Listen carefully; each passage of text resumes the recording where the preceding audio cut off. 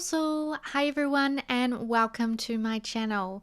A special warm welcome to anybody brand new here. I am KiwiSimsKate, Kiwi because I'm from New Zealand, Sims because I love the Sims, and Kate because that's my name. It's as simple as that.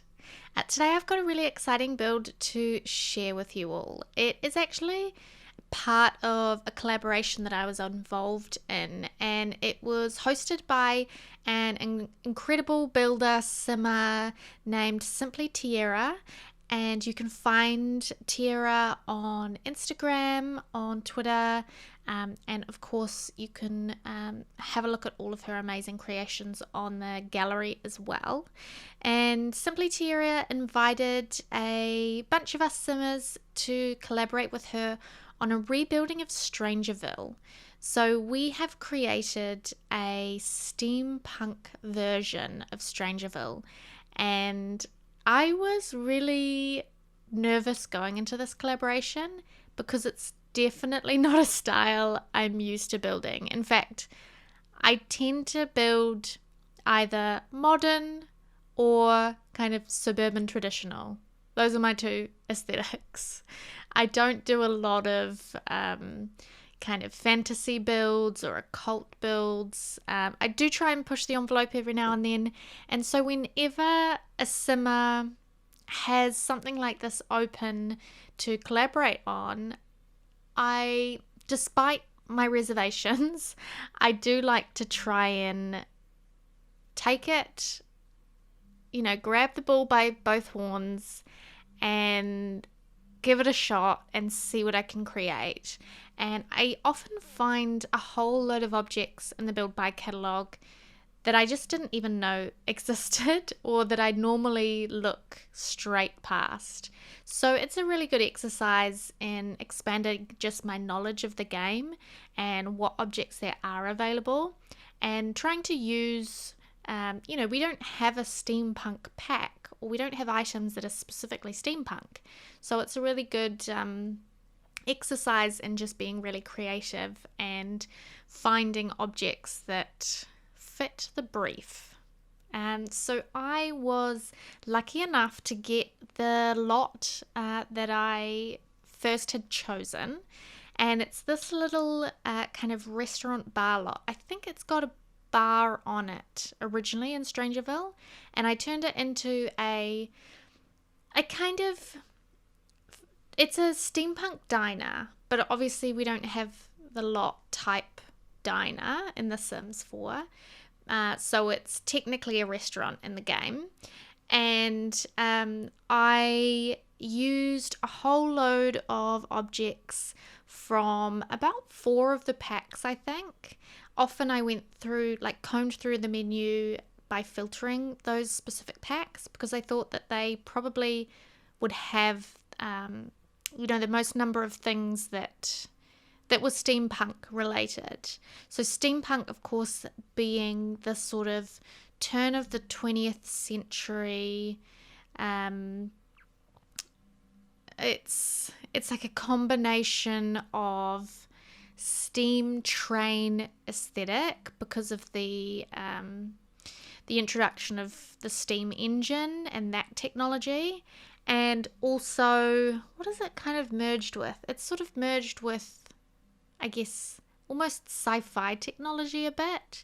So, like monocles that are actually quite technological binoculars or kaleidoscope type things, or top hats and tails, so very Victorian as well. It's got a very steam train and Victorian aesthetic.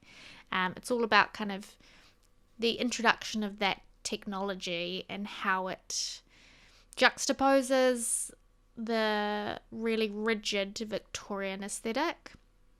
Anyway, it's very fascinating. It's a fascinating style. There's a bunch of movies as well that really encapsulate the style that you can watch if you're interested to learn a bit more about it.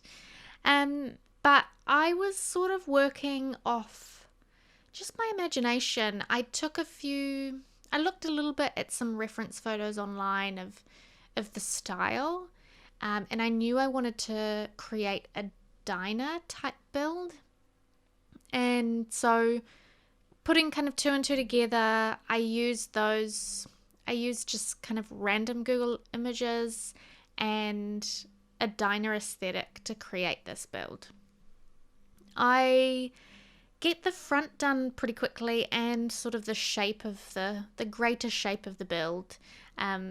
I wanted the front to look kind of classic diner-ish, but in all the colors of steampunk. So kind of dark, lots of blacks and dark reds and golds, oranges, that kind of thing. The packs that I probably used the most in this build were the Journey to Batu. I used a lot of Journey to Batu objects. I used a lot of Vampires objects. I used some Strangerville objects, build buy items. And I think I used a little bit of eco lifestyle as well. Those are probably the main packs that I used in this build. You'll see I used the tile from Vampires, which I love, and I got to use it in this black and kind of dark orangey gold on the interior, and then I used the different tile but in the same kind of colors in just on the exterior of the diner at the front there. And I used Vampires cabinets. I used these Journey to Batu like tables and chairs. They were perfect. They have that really I don't know what it is. It's kind of like sci-fi punk type stuff that I think screams steampunk a little bit. And so I used both the long regular tables as 4-seaters on either side of the kitchen, and I also created this little corner seating area with one of the small, I think it's like the sabak table, the one that comes all together. I think you pull it out with the table and the chairs together, maybe. I also got to use this really strange newspaper wallpaper, which I don't think I've ever used in a build, and I may never again. I don't know. It's so specific and so unique, and would not work with a lot of builds, but I thought it kind of worked in inside here, so I use it for one of the walls. A lot of dark brick as well. I think the brick's from Vampires, but I could be wrong there. We've got so many amazing bricks, I always forget which one's from which pack. And then I also use these beautiful this large round ornate window, which from memory came from Paranormal Stuff pack, I think, or Realm of Magic, one of those two. It was one of the sort of magic type packs, and I think it just adds a little bit of intrigue. A lot of steampunk style is sort of stitching things together from found objects, so there's a lot of that kind of do-it-yourself ingenuity with bits and pieces of metal and steel, and but also like traditional woods and things. So I didn't want it to look too tidy or neat. I sort of wanted it to look like they'd maybe used old, scrap parts from some old trains or something. This is me just decorating the exterior at the back here. I placed like a little staff exit at the back, and also a couple of toilets. I think I made both of the toilets unisex, so just using those the doors that have the little figures on them, and used all vampire stuff, I think, in the bathrooms. Lots of these ceiling decorations from Journey to Batu that I've never used. They're so great for this build. I drop them down above the tables, like the tables in the diner either side of the kitchen. And I have play tested this, so it should work fine. Some of the Sims were kind of getting a little bit stuck in the front, but there were still some Sims coming in and sitting down and, finding their seats and being fed and all of that thing. So it should work fine. I didn't really see any major issues. Hopefully it's all good for you too. It is on the gallery. You can download it under my EA ID KiwiSimsKate. And I just kept pulling out objects. Before I built this, I actually went in to like a test lot and went through the build by catalog using those filters for, Strangerville, vampires, Journey to Batu, those sort of ones that I mentioned earlier. And I just pulled out everything I could find that I thought looked even vaguely steampunk. And then afterwards, I then just bulldozed that and started building. And I found that so helpful because then I sort of had a picture of the objects I was going to use. And for me, that's really important to do if I'm going to create a speed build out of something where the theme is something I've never done before. Because if I hadn't have done that, this build would probably have taken me just half a day or something to complete, with all of the, looking through the catalogue, because it's not a style that's really that clear in my mind. I had to first get an idea of what sort of objects I was going to use. And then the more and more I built, the easier it got, and the more my eyes sort of tuned to what objects in the build by catalogue I needed. If it's a build that I'm more familiar with, I don't need to do that, and my build time is, not too long. But this build, after making those changes and going through the catalogue beforehand and then starting to build afterwards, this build only took me about 2.5 hours to complete, and that is maybe a record for me. It was way shorter than most of my builds because usually I'm just so indecisive. I just want to look through every single item in the catalogue, try every single item, and it gets difficult when I'm trying to create these speed builds. It means that it takes me way longer than it should. So I think this is a strategy that I will continue going forward, especially with styles that I'm not that familiar with. Things like suburban homes or fairly modern builds that, a bit more generic builds, they are easier, way easier, because I know the objects. Like, if I'm dreaming up something in my head and I can picture it in my head, I can usually think of the objects as well within that like genre or theme that I'm going to use. So I don't normally have to do it for that kind of a build, but definitely for something that's out of my comfort zone, it is so necessary. With the landscaping, I probably used a majority Strangerville, and that's because I still wanted it to fit in the world. So I didn't want it to look crazy out of place. So I didn't want it to look completely out of place. I wanted it to look like it belonged, amongst the other buildings as much as possible. So I tried to surround it with plants that were also in the area. So these cactuses and some of the kind of low-lying grass that you also find in Strangerville. And I kept, as much as possible, I kept to the Strangerville greenery and landscaping. I also used loads of these sort of pipes that are hanging on the wall or coming out of the wall.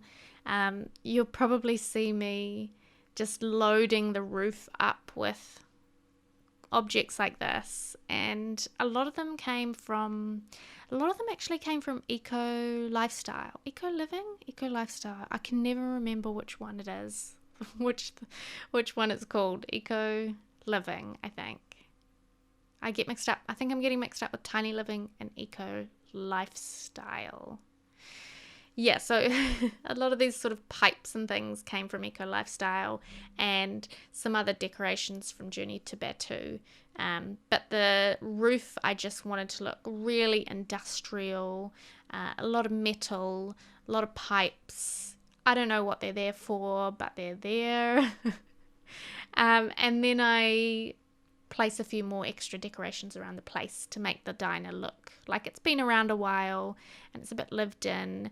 I kept the bathrooms fairly simple, but in the little area that leads to the bathrooms, I nearly didn't come across it, but I found this great like green sort of toxic waste barrel, and I think that came from Eco Lifestyle, and that fit perfectly in that space. I wanted it to look like maybe just some storage, and I don't know, the people that worked in the diner just kind of threw stuff back there when they were in a rush.